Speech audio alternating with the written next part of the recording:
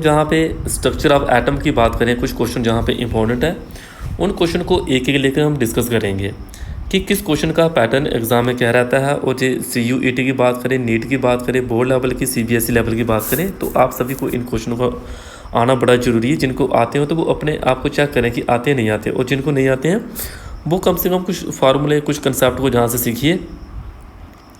जैसे first question दिए गए कि the energy of an electron in the first Bohr orbit of hydrogen atom, उसकी दी गई है आपको energy -13.6 electron volt. Possible energy की बात करें जो एक्साइटेड स्टेट में फॉर इलेक्ट्रॉन की बोहर ऑर्बिट में हाइड्रोजन के लिए कितनी होती है वो। अगर जिन बच्चों ने मेरे पास बोहर मॉडल पढ़ा हो, बोहर ऑर्बिट वाला कंसेप्ट पढ़ा हो, तो उसमें इलेक्ट्रॉन की एनर्जी जो हाइड्रोजन एटम के लिए जो होती है वो मैंने फार्मूला बड़े अच्छे से सिखा के रखा है उनको। वो फार्मूला क्या है हमारे पास, उस फार्मूले की बात करें हम, जहाँ पे E इजिकल टू, वो फार्मूला हमारे पास मैं लिख देता हूँ यहाँ पे,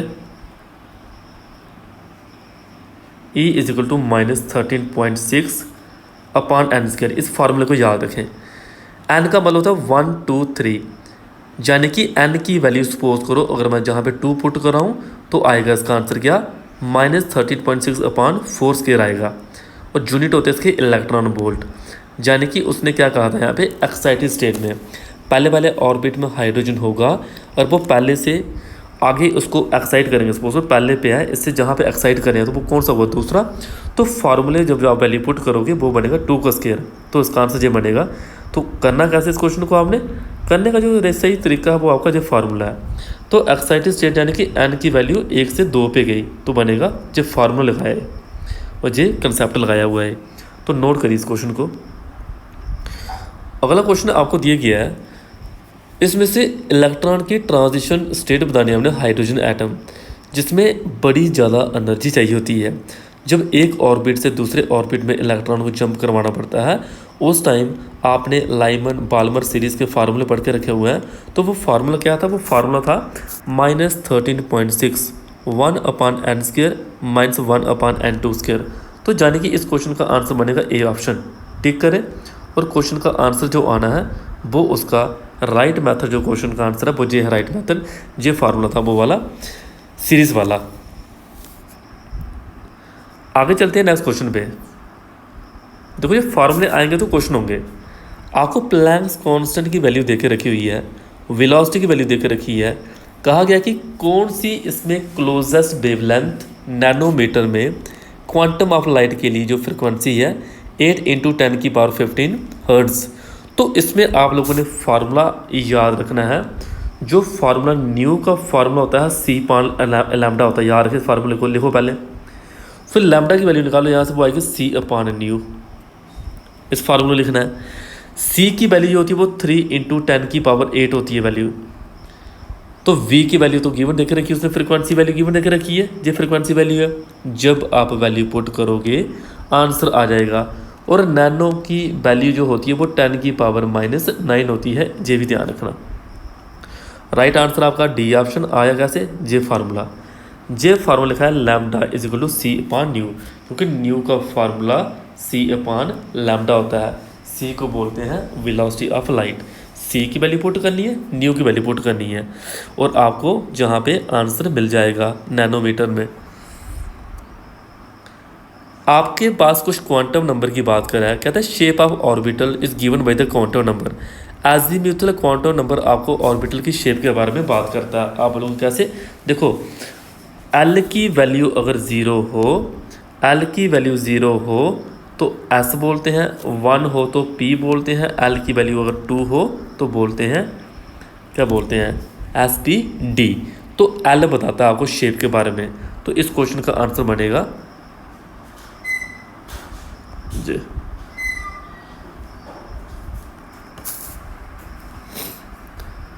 आगे दिए गए कुछ question, in the given atom no 2 electron can have the same value for all the 4 quantum number, this is called, इसको बोलते हैं पॉलिस एक्सक्लूजन प्रिंसिपल बोलते हैं। क्योंकि प्रिंसिपल वो है क्या है, देखिए मैं आपको बता देता हूँ। कभी भी आप इलेक्ट्रॉन को फिल करना हो ऐसे फिल नहीं करोगे, ऐसे फिल नहीं करोगे। ये इसका फिल करने का सही तरीका होता है, ये कहता है Pauli's exclusion principle. Next question, nitrogen has electronic configuration दी गई है एंड नॉट, कहते हैं इसको ऐसा कौन डिटरमिन करता है। अगर आपने मेरे पास सुना हो तो इसको होन्स रूल बताता है, ऐसे होन्स रूल। तो इस क्वेश्चन का सही आंसर बनेगा होन्स रूल, क्योंकि उसके अकॉर्डिंग जो सही तरीका है लिखने का वो क्या है, जे, ना कि जे।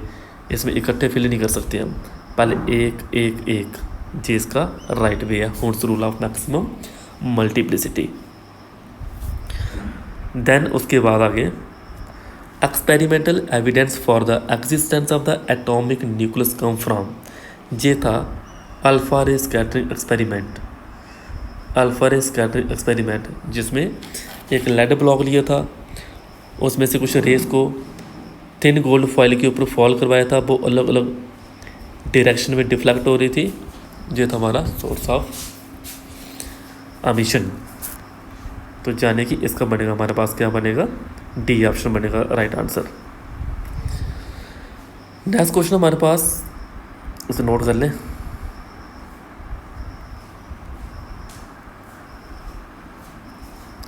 The energy of an second Bohr orbit of the hydrogen atom दी गई है। फोर्थ बोर ऑर्बिट में क्या रहा है वो कितनी आएगी, तो उसके लिए फार्मूला याद रखें, ई वाला फार्मूला। फोर्थ की क्या रहा है वो, ये फार्मूला एनर्जी का। पहले क्वेश्चन नोट करो, सेकंड और फोर्थ, देखो सेकंड और फोर्थ पुट किया हमने, क्योंकि एनर्जी जो होती है इनवर्सली होती है आर स्क्वायर के। ये बनेगा इसका राइट फार्मूला।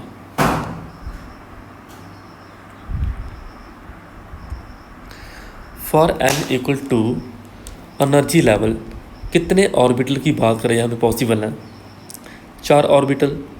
4 ऑर्बिटल कौन कौन से, जैसे एन की वैल्यू 2 दी गई है, तो 2 का स्क्वायर ही करना हमने, एन स्क्वायर, तो 2 का स्क्वायर बनेगा 4, 4 बनेगा इसका आंसर।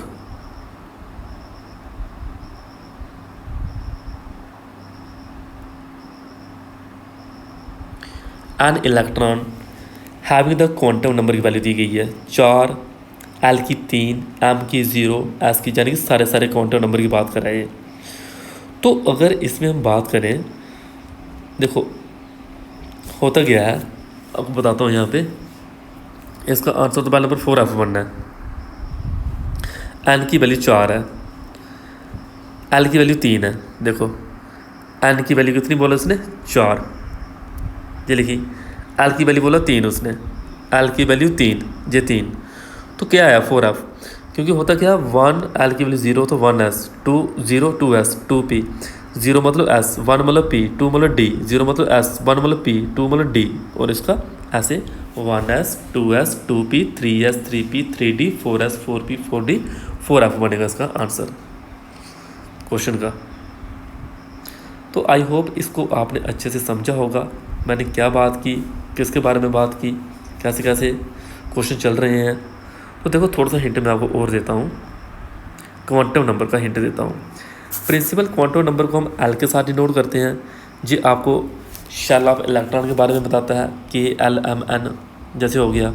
जैसे जैसे एन की वैल्यू बढ़ती है एनर्जी और साइज इंक्रीज़ होता है। एजीमुथल क्वांटम नंबर की बात करें, एल से डिनोट करते हैं। नंबर ऑफ सबशेल के बारे में बताता है, ऑर्बिटल की शेप के बारे में बताता है। इसकी वैल्यू 0 से लेकर n-1 होती है। अगर n की वैल्यू 1 होगी तो L 0 होगा, n की वैल्यू 2 होगी तो L की वैल्यू 1 और 0 और 1 होगी, n की वैल्यू 3 0 1 2 होगा। तो 0 1 2 में अब 3S 3P 3D, यानी कि जो ये चीज़ें आ रही हैं कहाँ से आ रही हैं, जहाँ से आ रही हैं 3S 3P 3D ये लिखा गया है। ऐसे 4 के लिए लिखो, 0 होगा S, 1 होगा P, 2 होगा D, 3 होगा F, ऐसा क्वेश्चन में पढ़ाया जिनकी शेप है। ड्रा करें, प्रिपेयर करें। मैग्नेटिक क्वांटम नंबर की बात करें, जबकि ओरिएंटेशन की बात करता है, किस तरह से रोटेशन होती है इलेक्ट्रॉन की अराउंड द न्यूक्लियस। इसका जो फार्मूला है वो आपके सामने दिख रहे हैं। तो इसकी वैल्यू हम L 0 होगा, M 0, L की वैल्यू 1 होगी तो इसकी 3 वैल्यू होती हैं, L की वैल्यू 2 होगी तो इसकी हमारे पास 5 वैल्यू होती हैं, 5 जो 5 value, 1 orbital, 3 orbital, 5 orbital, 7 orbital. याद रखें एस का 1, पी के 3, डी के 5, एफ के 7 ऑर्बिटल होते हैं इन फार्मूले के थ्रू। बाकी इनकी शेप की बात करें, सफेरिकल, डम्बेल जो शेप यहाँ ड्रा की गई है। उसके बाद डी ऑर्बिटल के लिए लिखा गया है, कॉपी पे ड्रा करवाई है जैसे करनी है। स्पिन क्वांटम नंबर, ये जो क्वांटम नंबर है ये आपके स्पिन के बारे में बताता है। अगर स्पिन होगी क्लॉकवाइज तो 1/2, एंटी क्लॉकवाइज होगी तो -1/2। कुछ क्वेश्चन कर लेते हैं, जैसे कि बात करें, in an given atom no 2 electron can have the same value of all the 4 quantum number. तो इस क्वेश्चन का जो आंसर बनेगा वो कौन सा रूल कहता है ऐसा? वो कहता है पॉलिस एक्सक्लूजन प्रिंसिपल कहता है ये स्टेटमेंट।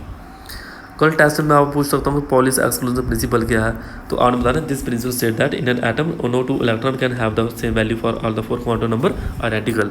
ऐसे आपने बताना इसके बारे में। तो ये देखो, इलेक्ट्रॉन को फिल करने का तरीका, पहला गलत, तीसरा गलत, दूसरा ठीक है बिल्कुल। देख लो एक बार इनको, किया हुआ कन्फिग्रेशन में हमने नाइट्रोजन कन्फिग्रेशन दी गई है, तो कौन से रूल के अकॉर्डिंग ये कन्फिग्रेशन देखने को मिलती है आपको? दैट इज़ होर्न्स रूल के अकॉर्डिंग, होर्न्स रूल। तो होर्न्स रूल बनेगा इसका आंसर, ये कहता है होर्न्स rule. Every orbital in a sub shell is singly occupied, single electron with 1 electron before any one orbital is doubly occupied. अगर principal azimuthal magnetic quantum number को स्पेशली रिलेट किया है, किसके साथ रिलेट किया हुआ है?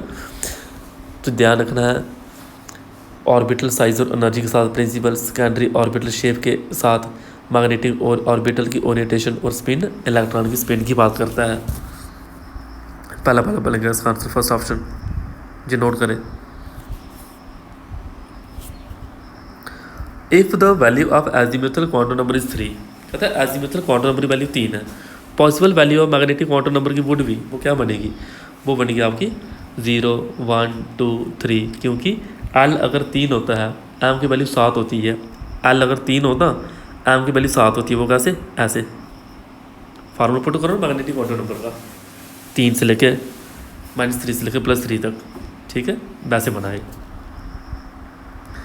The order of filling electron in the orbital of an atom will be, क्या ऑर्डर है उसका बताया मैंने? ऑर्डर 1s, 2s, 2p, ठीक है। 4s के बाद 3d आता है, 3d के बाद 4p आता है, फिर 5s आता है, फिर 4d आता है, तो इसको बने बी ऑप्शन।